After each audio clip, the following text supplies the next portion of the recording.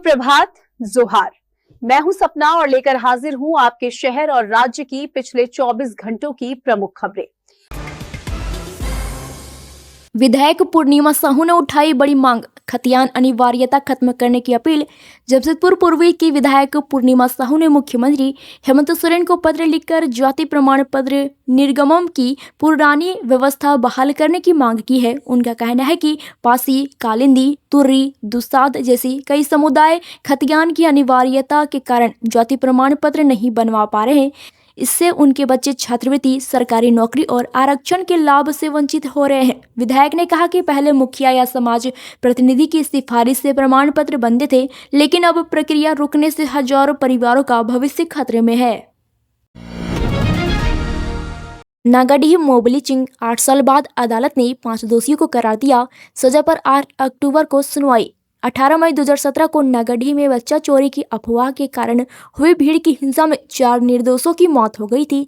इस कांड ने झारखंड और पूरे देश को हिला दिया। 8 साल की लंबी सुनवाई के बाद जमशेदपुर की अदालत ने शुक्रवार को 5 आरोपियों राजा राम हांसदा, गोपाल हांसदा, सुनील सरदार, तारा मंडल और रंगो पूती को दोषी करार दिया, जबकि कई अन्य आरोपियों को बरी कर दिया गया। दोषियों की सजा पर अगली सुनवाई 8 अक्टूबर को होगी। पीड़ित परिवार ने फैसले पर नाराजगी जताई और कहा कि दर्जनों लोगों ने वारदात में हिस्सा लिया था, लेकिन सिर्फ 5 को दोषी ठहराना न्याय अधूरा है।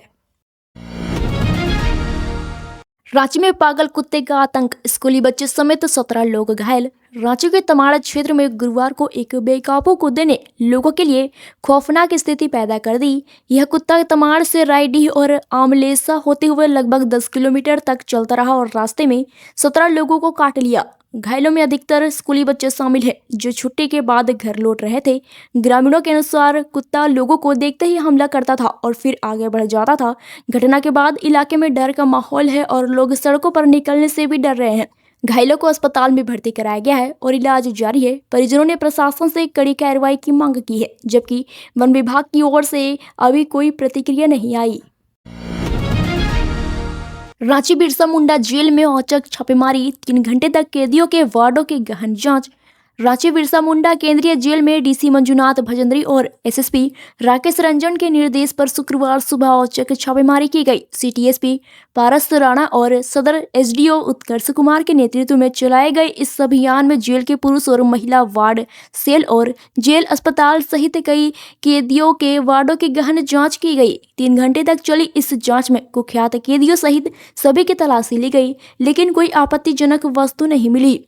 छापेमारी में पुलिस उपाधीक्षक, कार्यपालक दंडाधिकारी, थाना प्रभारी और 12 सब इंस्पेक्टर समेत बड़ी संख्या में पुलिस बल शामिल था।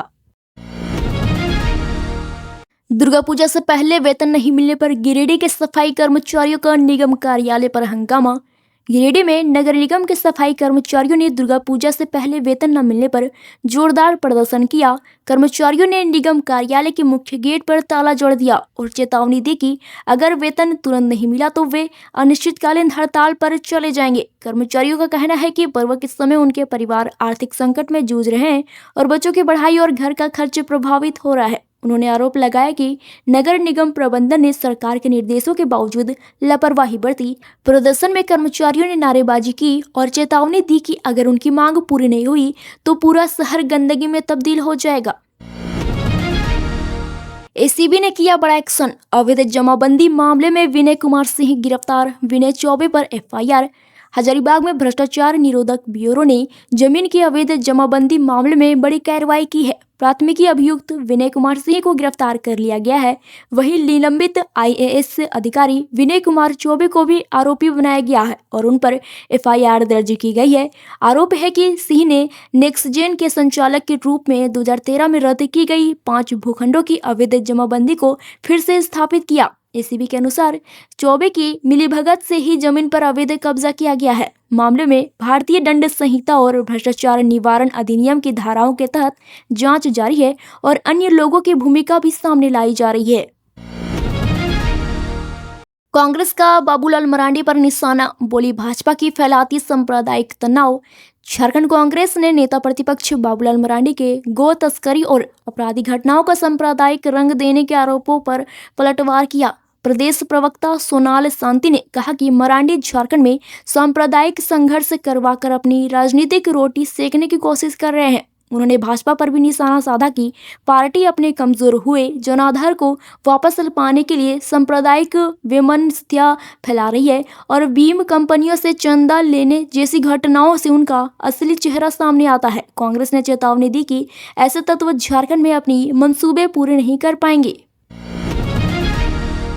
बाबूलाल मरांडी ने उठाया शराब घोटाले में लापरवाही का मामला, सीबीआई जांच की मांग की। झारखंड में बहुचर्चित शराब घोटाले को लेकर नेता प्रतिपक्ष बाबूलाल मरांडी ने मुख्यमंत्री हेमंत सोरेन को पत्र लिखा। उन्होंने आरोप लगाया कि जांच में जानबूझकर लापरवाही बरती जा रही है और एसीबी ने संदिग्ध फेरबदल किए हैं। मरांडी ने कहा कि राज्य के राजस्व को सैकड़ों करोड़ का नुकसान हुआ और संगठित गिरोहों ने भ्रष्टाचार को बढ़ावा दिया। उन्होंने प्रमुख आरोपियों की जांच के लिए सीबीआई से निष्पक्ष जांच कराने की मांग की और एसीबी अधिकारियों के समय पर चार्जशीट न दाखिल करने और हालिया तबादलों के पीछे कारणों की भी जांच की आवश्यकता जताई। मंत्री संजय यादव ने दिल्ली में झारखंड मंडप का उद्घाटन। स्थानीय व्यंजन और वनोपज रहे केंद्र बिंदु। दिल्ली में आयोजित वर्ल्ड फूड इंडिया 2025 में झारखंड मंडप का उद्घाटन उद्योग मंत्री संजय प्रसाद यादव ने किया। इस मंडप में राज्य के स्वादिष्ट और स्वास्थ्यवर्धक व्यंजनों के साथ वनोपज को प्रमुखता दी गई। मंत्री ने कहा कि झारखंड के पारंपरिक खाद्य पदार्थ जैसे मड़ुआ और उड़द दाल के बने व्यंजन न सिर्फ स्वादिष्ट बल्कि स्वास्थ्यवर्धक भी है। इसके अलावा राज्य के वनों से प्राप्त उत्पाद और तसर भी वैश्विक स्तर पर पहुंचाने जाते हैं। मंत्री ने स्थानीय खाद्य उत्पादों की खपत बढ़ाने और उन्हें देश दुनिया तक पहचान दिलाने की अपील की।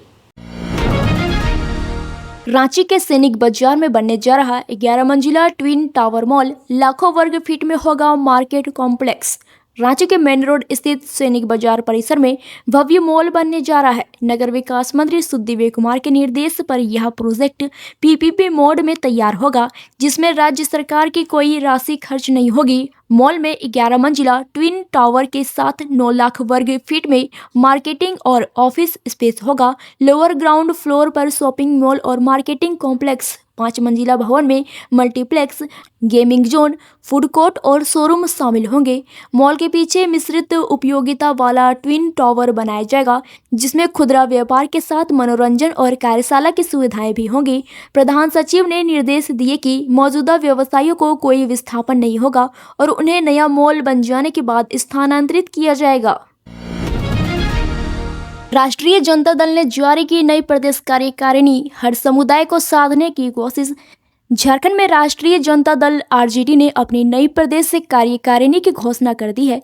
प्रदेश अध्यक्ष संजय कुमार सिंह यादव ने 16 उपाध्यक्ष, 36 महासचिव, 23 सचिव और 29 कार्यकारिणी सदस्यों के नामों की सूची जारी की। पार्टी का कहना है कि इस बार सभी वर्गों और समुदायों को प्रतिनिधित्व देने की कोशिश की गई है।